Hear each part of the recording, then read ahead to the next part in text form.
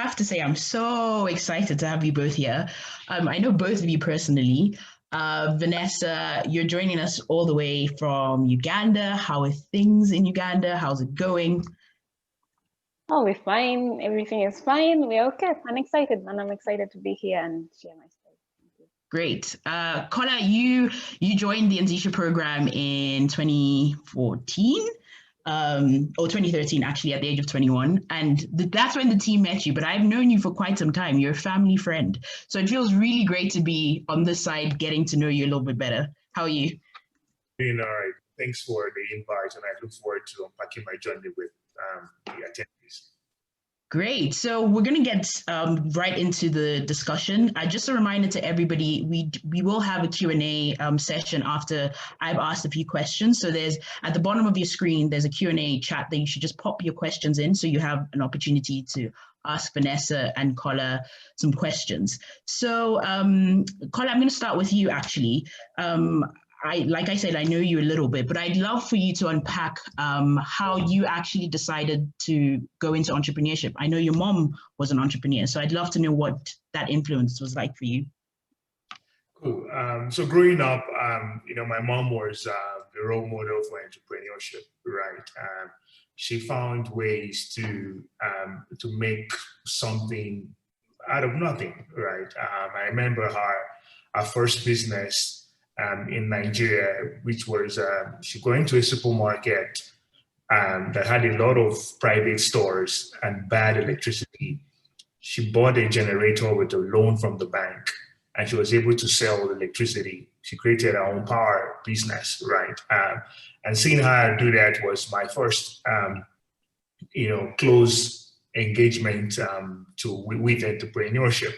Right, but my desire to get into entrepreneurship actually came from a need that I felt we should solve on the continent, which was better education systems with technology. And I'd say I focused more on the problems I was solving than actually being an entrepreneur.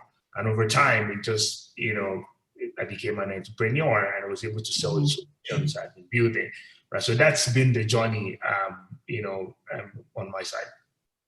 That's so interesting. And I find it's great that you mentioned your mom. And I think at Anzisha, we always talk about a support system that is needed, a community around young entrepreneurs or young people to start businesses.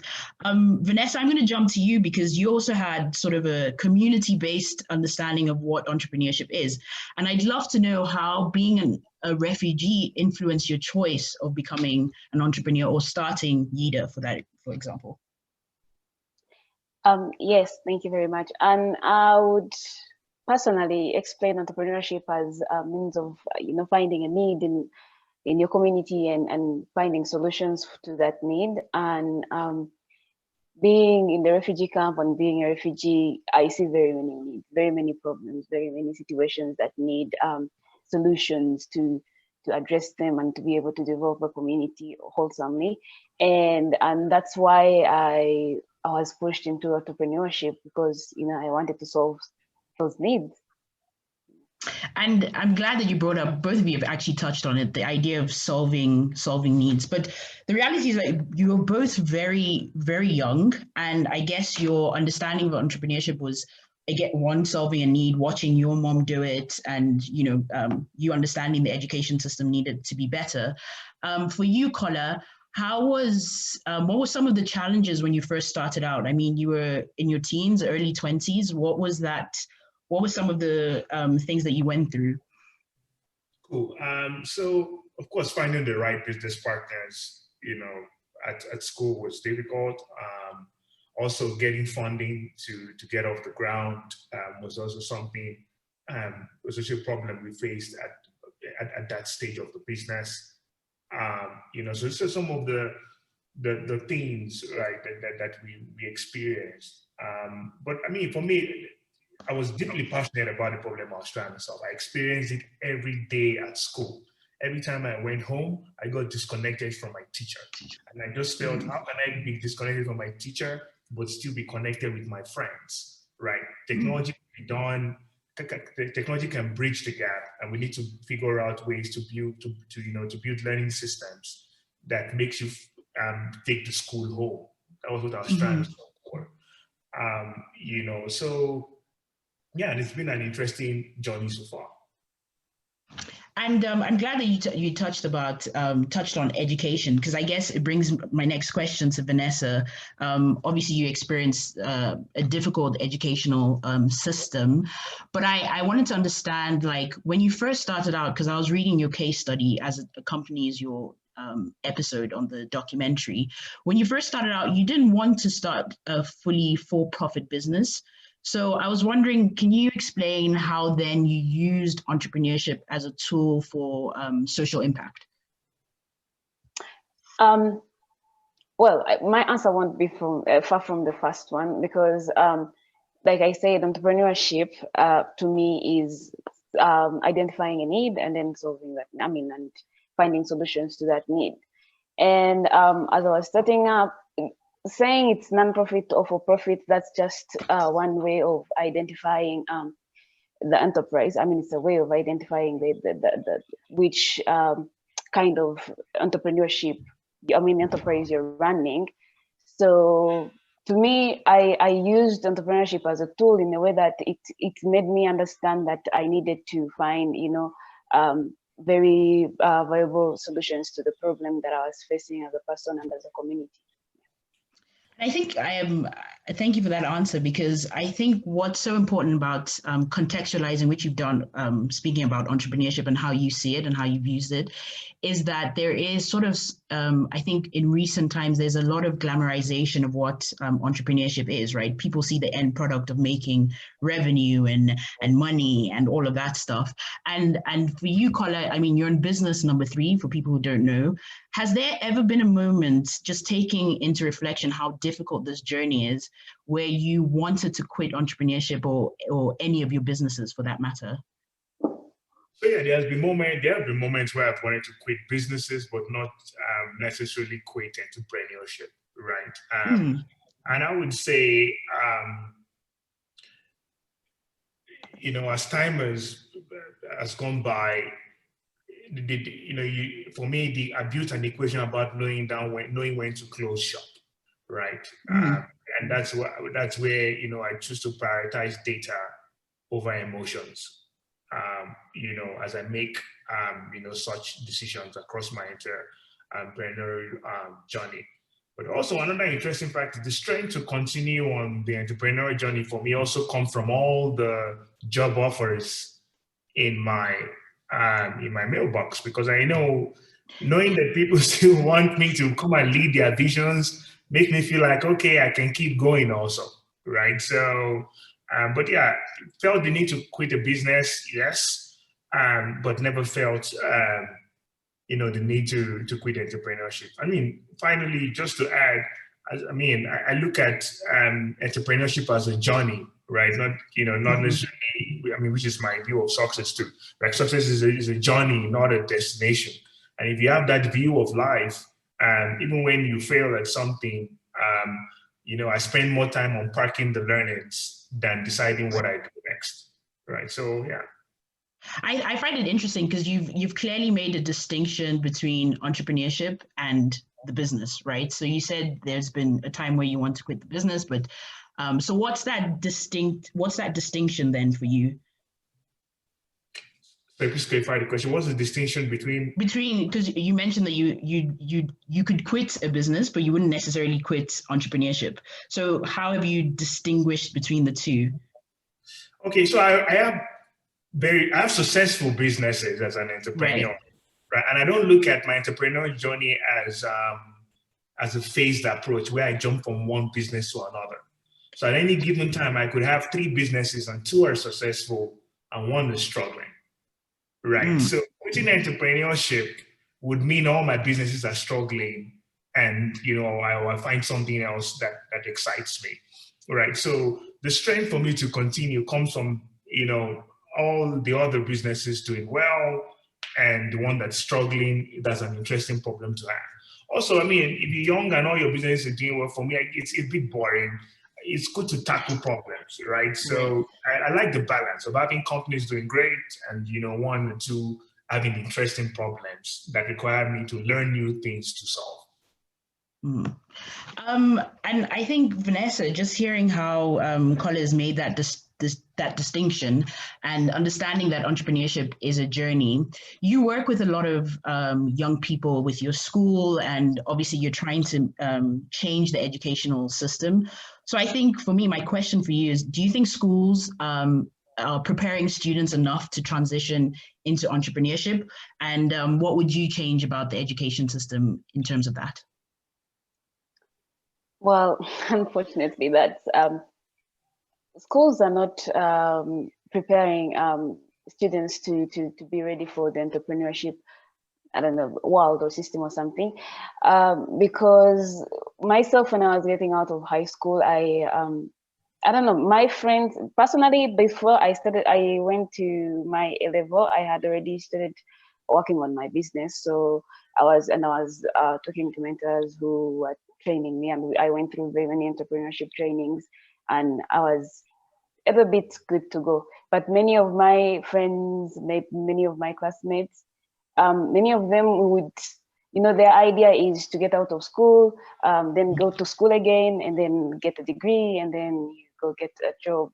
And there aren't so many jobs out there. There aren't so many jobs in Uganda or even in Africa, and who are to create them? And it is us, but we are not ready. Many of the young people are not ready to create them. They're so afraid of maybe of the fact that maybe they don't have enough money, or maybe they're just scared to start because they think they may fail along the way.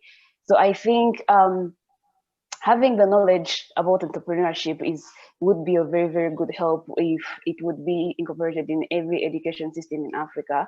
Well, not everyone is going to start a business, I believe, but then it would be good to have that knowledge, and then the student or the young person will decide for themselves whether they will go into business, into creating jobs, or they will go into actually finding someone who created a job and then work for them. Either way, it's all good, but I think it is good to have diverse choices. I like that. And I like, because you sort of touched on building more, so like you said, not everybody is going to be an entrepreneur, right? But building that entrepreneurial mindset is beneficial. And I think it's so beneficial, especially during, like, given the circumstance that the world is going through. Like I mentioned, both of you started pretty early. Kola, for you, how do you think going into entrepreneurship at an early age has shaped you as an entrepreneur and helped you run sustainable businesses? I'd just say the best way, the best experience for me was actually starting, early, right? I got to get my hands dirty, and fail fast, right? And that's why today we could, look at, we could build the businesses that we're doing today due to years of trying and failing, right? So definitely it was a really interesting journey, and you just have to come with your best every day, right? Some of the, it's just been interesting, right? You get you face different problems across the journey, right? And different range of problems, right? One of the things I learned sometimes, one of my biggest lessons was money is not always the issue. You see entrepreneurs, they always say, I need more funding, more funding. Sometimes it's not about funding. It's about just getting them to be in the right ecosystem and connect them with the right stakeholders. Sometimes it's about connecting them to finding the right partners, right? Sometimes it's about telling them it's time to close shop. Right. So, because they're now too clouded with emotions, and they're not more looking at the data and, the market's evolution. Right. So starting very early just made me learn a lot real fast, which has also contributed heavily to how I view building businesses today. There are some things I can't compromise on due to my learnings, based on my initial years as an entrepreneur. I'm so glad you brought up that you said something, fail fast and fail early. And you mentioned quite a number of things as to the importance of starting early. And for you, Vanessa, do you share similar sentiments? Do you feel that because you started early, you had more time to make mistakes and rethink about what type of entrepreneur you want to be and what type of business you want to run?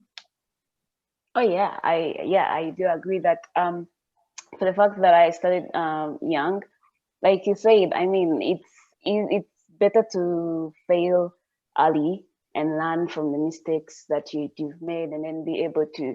There is something that comes with growing up. You start saying, "Oh, I'm too late maybe to get married, or I'm too late to finish my college, or I'm too late to do A, B, C, D." But when you're young and you start young, I think you make mistakes, and you're gonna have the hope that next year maybe you'll improve, and there after that. But then maybe when you're old, I'm just thinking, maybe when you're older, you keep saying, okay, I'm this old, and if I don't do this right, if I don't get this right, I won't ever get it right. Maybe I'm close to getting married or to anything, you know. So I think it is better to start. To me, it's better to start at any stage, you know, whether you're Right. 40 or 50, please start. You know, we will have different journeys. Yeah. If you have an idea and you want to start, you please go ahead and start. But for me, what worked for me was that I started early, that I started young, and I would advise all the young people to, if they have the idea, not to wait until they are too old, maybe for them to start. But at any stage, you can start. What works for me may not work for you. I think that's great. I love the fact that you've brought up, because we also believe in that. Just start. Obviously, we're a bit more. We're saying start earlier, right? But of course, at any age, you should be able to start anything that you do sort of desire. And just thinking about entrepreneurship, I know I touched on it a bit earlier about the money aspect. Interestingly enough, I was on Twitter the other day, and I saw a girl. She had posted in 2010, "I'm going to make $1 million by the age of 30." And so this year she turned 30, and she put the tweet, and it said, it just had a screenshot of her receipt, and it had 1 million. And the comments had different sort of like responses. So people were like, do you know what revenue is? Do you know what profit is? Because she had put the picture. And I think for us, especially given the African context and what there's a glamorization of entrepreneurship, and it sometimes is a bit westernized. And I'd love to know from you guys, and just thinking about your journey, and why I brought that up is to talk about money, and how has your relationship with money shaped how you run your business and the type of entrepreneur that you are. Kola, if I can hear from you first, that'd be great. All right. So I would say in my first business, you know, money really had a heavy weight in my world. I viewed money differently. I viewed money as a really, important driver to create the values I needed, right? And and at some point, I started to actually value being in the right ecosystem and being connected and solving the right problems over financial muscle, right? Because that's really important. You need to know what you're solving for, and money is then going to be like an enabler, right? And over time, I mean, to looking at where I am today, I'm the CTO of a business in the US.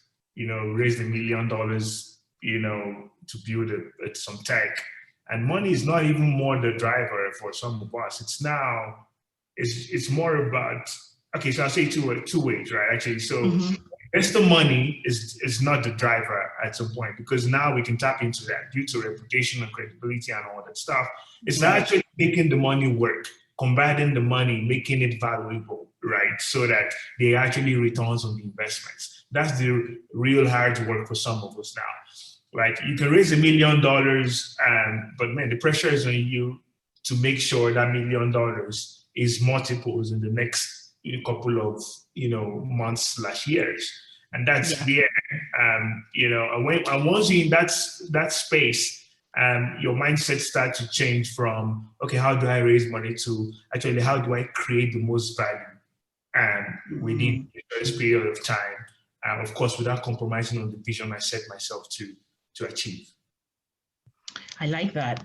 And for you, Vanessa, like, I guess you're operating in a different sort of sector, nonprofit, and funding is quite fundamental to your business. So I'd love to know how, if you look back in your early days, like what type of decisions were you making about money that you won't ever do again now? Actually, the decisions that I was making about money back in the days, I think I can make them again. Oh, okay, because interesting. when we first started, me and my teammates and my partners, the other co-founders, what happened was we decided to entirely dedicate our time to develop the organization. And what we did not hold any money that we had to pay us. So we were entirely volunteering to do whatever it is that we were doing, and making sure that our employees rather have are paid, because we understood that the team that we are going to employ will be like one of the strongest pillars that will lead us to the development, and we needed to invest more in developing the business than in saying I am an entrepreneur, I have the money, I have nice shoes, I have nice bags and all that.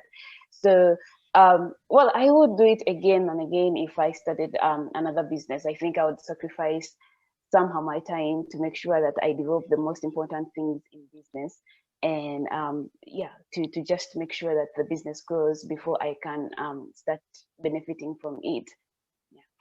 I'm glad that you touched on, you mentioned sacrifice, and I know you started the business with, you didn't do it alone, and with some of your friends and people who are going through the same thing. Just understanding that type of support that you had from family and friends and your co-founders, and also going through a program like Anzisha and the other support programs that you've gone through. How important do you think such programs like ourselves and other ones are for young people to succeed in entrepreneurship? Well, I believe it's important for young people to meet other young people who are doing the same things, or maybe similar things. They're all young people and they're all having businesses and they're inspiring each other. You end up knowing that you're going through struggles, and another young person is also going through the same struggles, and you help one another to to navigate through all of them. And it is easier to partner with other young people to collaborate with them to be able to grow the impact that you're creating as a business, than maybe to partner with a huge organization that is already established. So I believe such communities like the Anzisha community, the Anzisha Fellows community, I think it is very important to an extent that I have benefited from knowing some fellows and many fellows that we have. We have helped each other in doing different things. So it's very beneficial. It gets you the network of other young people who will inspire you and help them too. And just that you mentioned community, right? And you've really explained the journey of how important it is. I'd love to hear from you, Kola. Just going back to, you mentioned that your mom is an entrepreneur, and there are a lot of, we speak to about 4 different communities at the Anzisha Prize. So it's parents, policymakers, teachers, and educators. And so I'd love to, and I'm sure there's some parents who are on the call, or who just want to know a little bit more about entrepreneurship. So what advice would you give parents in supporting their young child if they do decide to choose entrepreneurship? How can they nourish that sort of interest in their children? Cool. Man, that's an interesting question. So parents need to first understand that there are other successful career trajectories apart from being a doctor and a lawyer and or an engineer, right? We are very successful entrepreneurs who pick problems and are able to to create interesting solutions, especially on the continent. So my advice to parents is One, I see a couple of entrepreneurship clubs are springing up across the continent. If you can get your child to participate in some of these projects,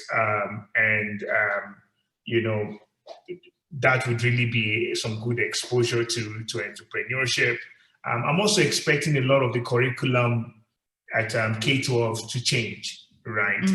Because it doesn't currently prepare learners for entrepreneurship, right? And I don't think entrepreneurship should be a standalone subject, by the way. Entrepreneurship should be embedded within the existing curriculum, right?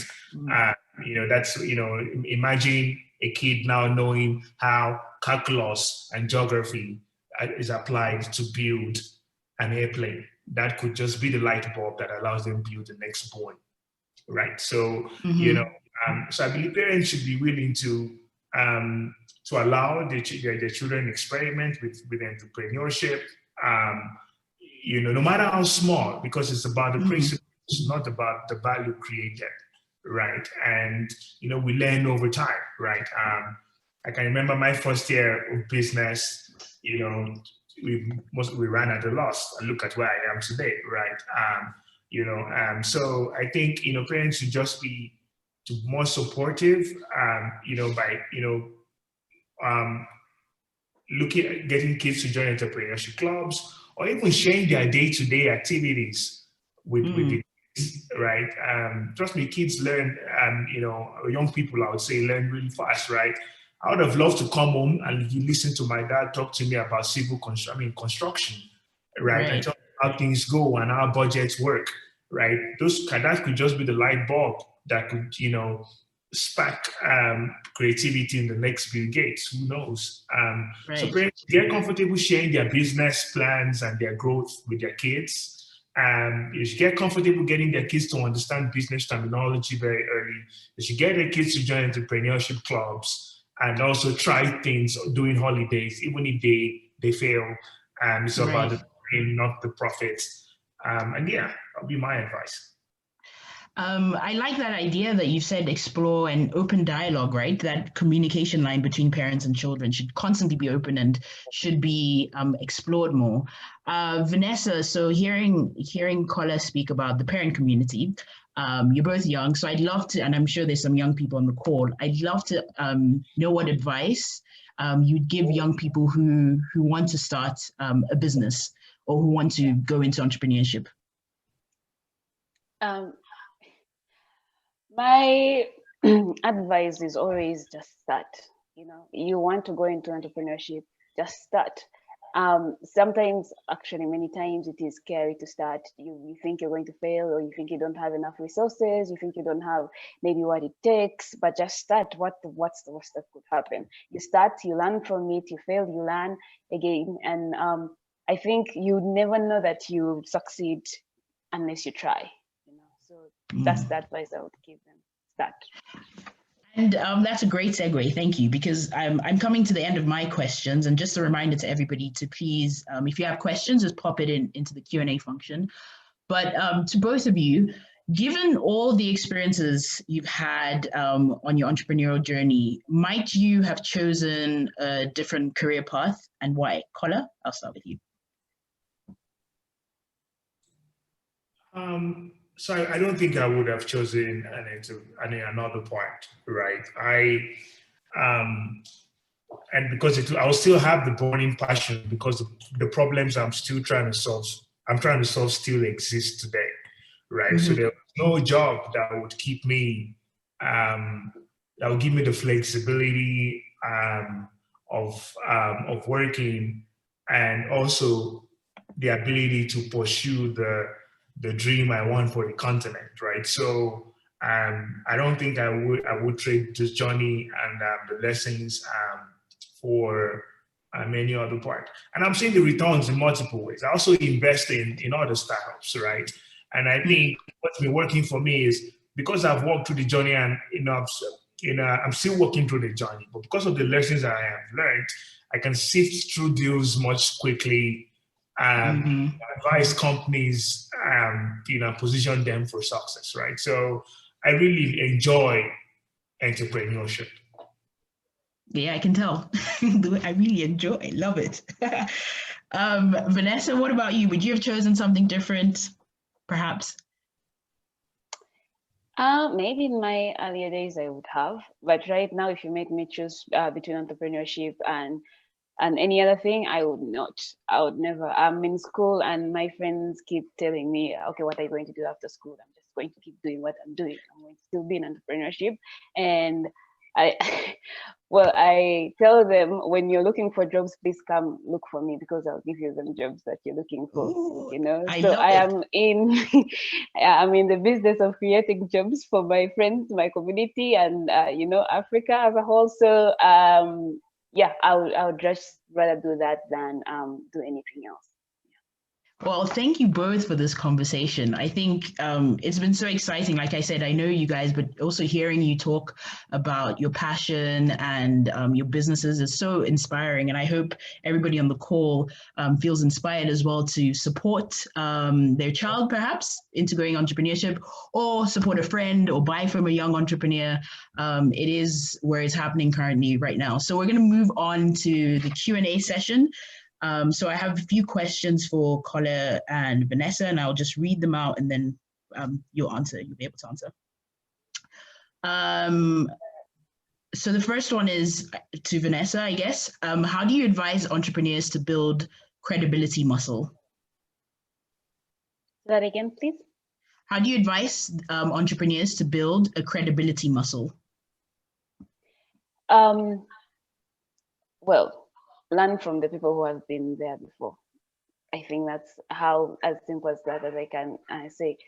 To be credible is to build the credibility muscle is you'd need to learn from the people. There are people who have been in your sector or in whatever it is that you're working in before you. So yeah, learn from them. Pick the good things that they have done, the things that have worked for them, and maybe try and see what would work for you, and then just do that. Oh, this is an exciting one, actually. Perhaps for you, Kola, what are your thoughts on having your business as a side hustle to your day job, which you might need to fund your startup idea? Yes, I think that's that's a good start, right? But it also depends on your goal as a business. I mean, do you want do you want the side hustle to just be to run in parallel with your day-to-day job, and that's fine? Or is it a temporary thing for you to cross over? I think it's fine. I just think you would need to set clear goals on what triggered the transition to full-time on the business, right? Also, for my conversations with different investors across the globe, that's actually a flag when they're investing, because to investors, it may giving your all to the business, right? So most of the questions, one of the main questions investors will ask is, okay, what's the cost for you to be full-time? That's where they want to start.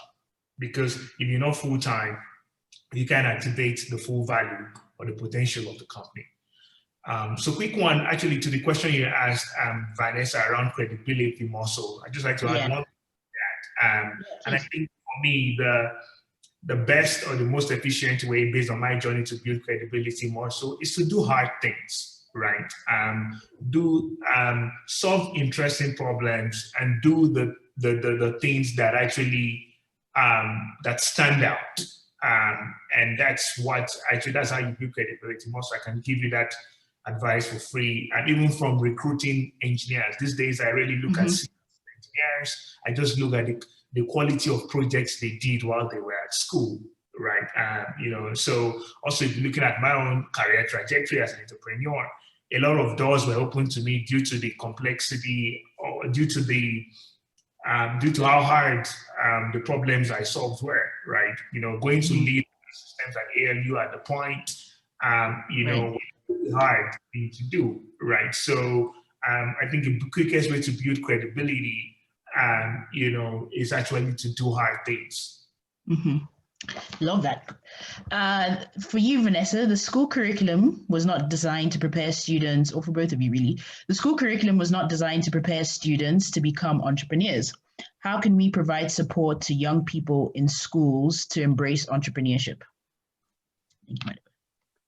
Well, if I'm to answer that, I would say there are programs out there that are already doing a great job towards making sure that students are prepared well in entrepreneurship, and I think it is just good to keep expanding them to even places that have not to as many schools as possible, to make sure that the students are having an entrepreneurship knowledge at least before they leave school. Well, the school system may not help them now, and like Kola said, they should just incorporate that the entrepreneurship lessons, the skills within the current school system, not just removing all of it, but just incorporating that the curriculum, or maybe the entrepreneurship skills within the schools, to make sure that the students have at least some skills, some knowledge while they go into the out world after school. Thank you for that. I guess this is an interesting one, and I'd love to hear both your opinions. What are your thoughts on running an entrepreneurship business in a sector that you have not really been involved in the past?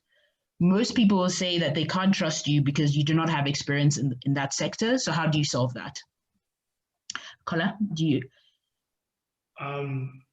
So I think you need to partner with stakeholders, right, in that ecosystem, right, and build credibility from that, right? So, good example, one of my largest clients is South Africa's privately owned car dealership, and man, I know nothing about cars, right? And I was brought in to lead their digital transformation, right? So I think for me, it's about finding the right stakeholders,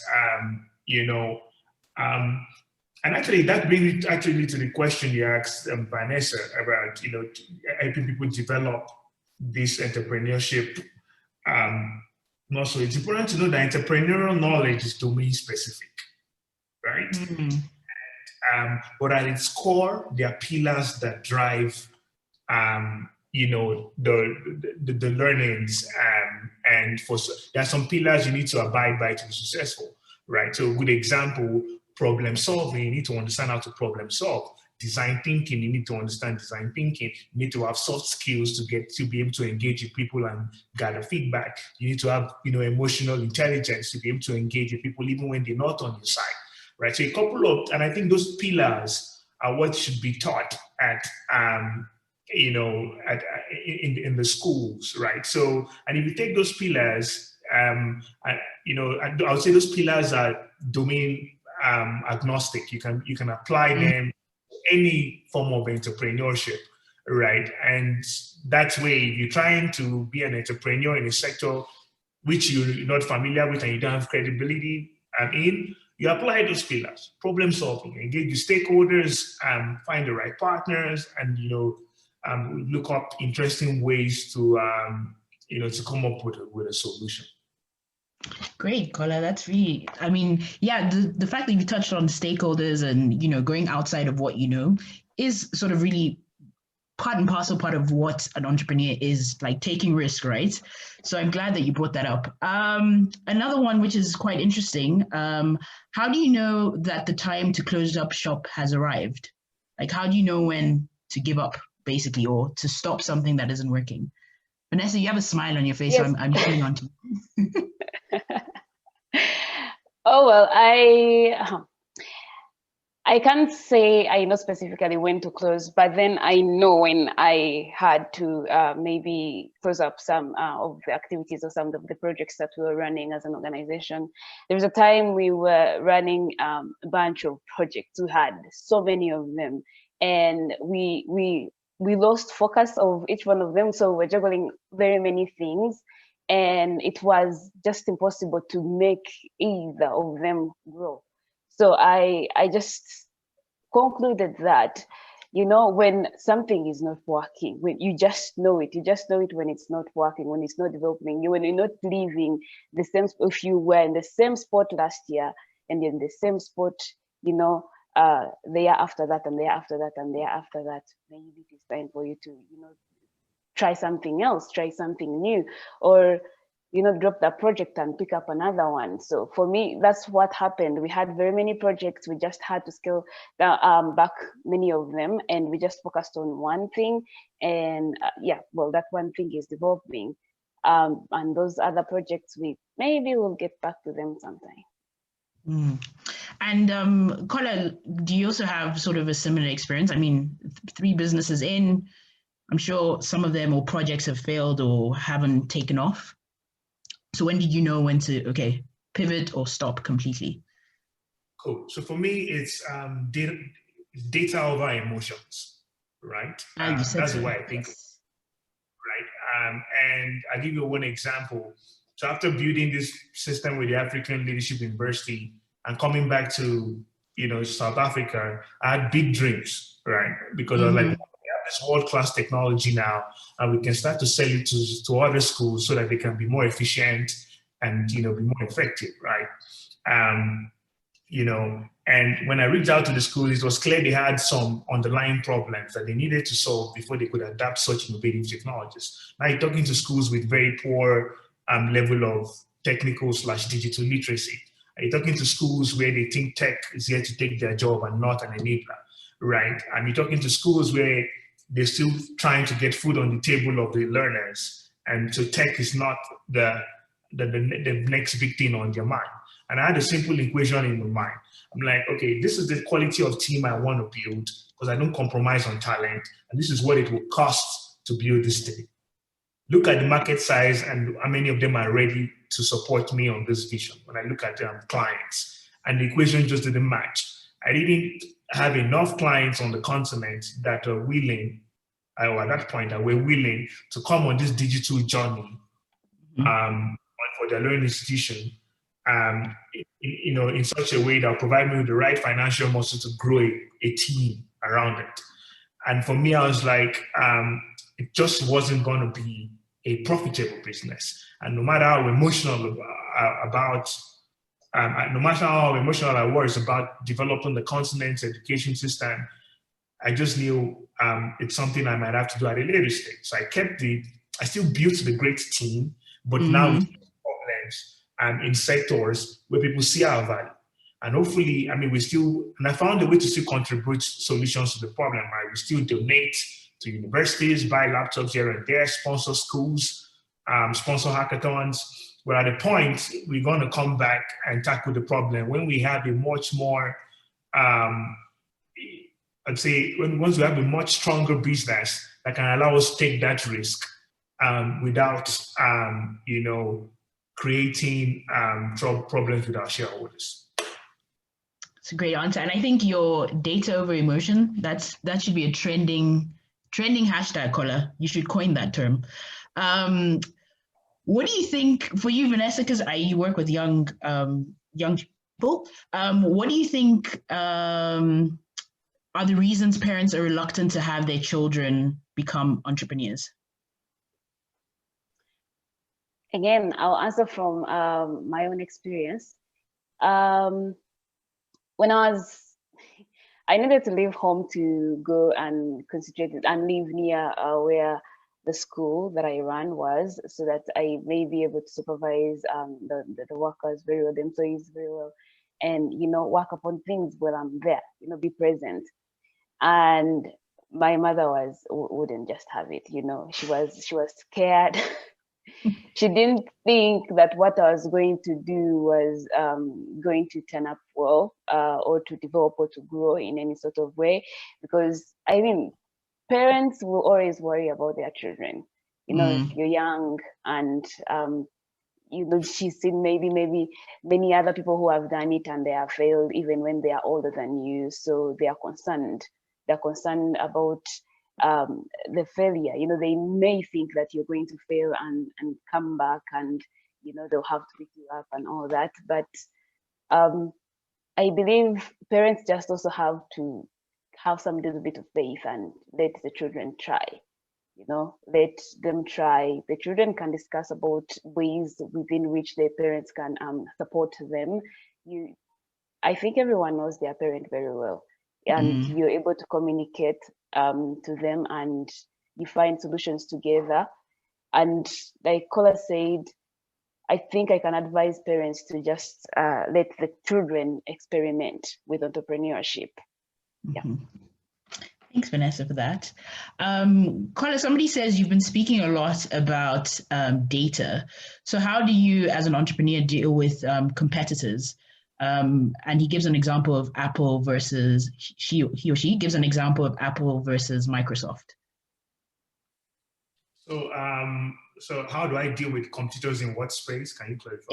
Within your business, within your, like, whatever sector that you're in. So how do you deal with your competitors? Yeah. All right. So I think it's about, we're always finding ways to create unique selling points that's more affordable. And that's the magic for us, right? If you can find if you can help clients do things better at, in a more affordable manner, it's easier to scale, right? So when I look at our competitors, also another way we handle competitors is our business model is pretty different. We have a shared risk model for most of our clients, right? So when we take them on the transformation journey, they're not paying us for the journey. We're structuring these around sharing the profits split on the success of the journey, right? And clients get to feel like, oh, you're sharing the risk with us, right? So if it fails, you also fail. You also lose something. So you are more incentivized to make this successful, right? And I think that's a model people run away from. But for us, it's worked. Beneficial. And two, because of that model, we're very, very picky about the clients we work with, right? It's not just about the problem. It's about who they are as people.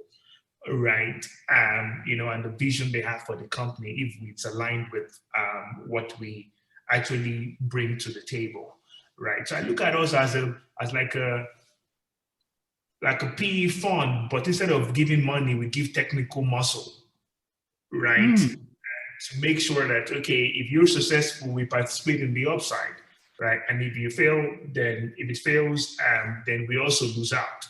And for us to have that kind of engagement, we need some kind of control, or we need, a voice that can be heard within that business operations, not just the tech, right? So I think that's what's made it easier for us to get off the ground, right? While everyone is pitching hourly rates and resources, we're pitching vision and partnerships and stakeholders to get you to where you need to be. Thanks, Kola. It's some interesting insights over there. Just a couple more questions and then we will be ending the session soon. And this is an interesting one. Vanessa, so if you could time travel back to day one of your startup and have 5 minutes with your former self to communicate any lessons you've acquired, with the intention of saving yourself mistakes and heartaches, what would you tell yourself? Well, I'll tell the young me to find the right people to work with, to be able to delegate work, not to think that you can do everything by yourself. And yeah, have hopes that everything will be all right, of course. And work hard, do hard things, like Kola was saying, do hard things, and yeah, be up to the challenge. Up to the challenge, right here from Vanessa. Kola, the last question for you is it advisable to to get into debt early on to start a business, or should you just let the business grow slowly by reinvesting in the little revenue generated? I'd say it depends on the type of business, right? For some businesses, if you don't take debt real quick, you're going to die out because your competitors are going to are going to grow much faster, and it's going to be a numbers game, right? So look at an example I'll give you is a startup in Nigeria called Kobo 360 Logistics. They just took a $30 million debt to grow their business. And the point is, if they didn't take that debt, they were actually going to die, because sometimes you need debt to be much more further along into the journey than your peers, right? But I would say debt becomes a more convenient option if you have a solid base, right? So debt is just the multiplier effect to get you. You know, there's lower chance of loss once you already have a stable, base. Because worst case, you extend your repayment terms and figure it out, right? So I wouldn't suggest debt to get off the ground. I would suggest, some form of, because at some point on your journey, debt becomes cheaper than equity, right? Now, you've created a sustainable model, and now you just need to finance. You need finance to take it to the next level. You need to, we call it growth capital, right? And you give out equity, you might lose control of the journey, and you might have more voices in the decision-making room. Right? So that's, so I'd say it depends on the phase of the journey, but I wouldn't write off debt. I think debt has its role to play, and applied correctly, could actually take businesses to the next level. Well, thank you both, Vanessa and Kola. Like I said earlier, it's been a great conversation, and I hope everybody on the call, sorry, unfortunately, there are quite a lot of questions, so I couldn't get through all of them, but I hope some of your questions have been answered. Kola and Vanessa, you've been wonderful. Thank you for being part of the discussion. Really excited about your journeys and where you go in the future. And for those of you who don't know, the Anzisha Prize is celebrating 10 years of the program. So we've been supporting entrepreneurs like Kola and Vanessa for the past 10 years. And so we have, each year we select the top 20. So this year we've selected our top 20 and we'll be celebrating them on the 27th of October. And so please do register. It will be a virtual event and we invite all of you to learn a little bit more about entrepreneurship, perhaps get some resources for your kids if they want to go into entrepreneurship, speak to people like Kola, learn more about the youth movement, and you can just go to anzisha.org/top20. So thank you, everybody. Have a great evening, afternoon, morning, wherever you are. See you on the next one. Bye-bye.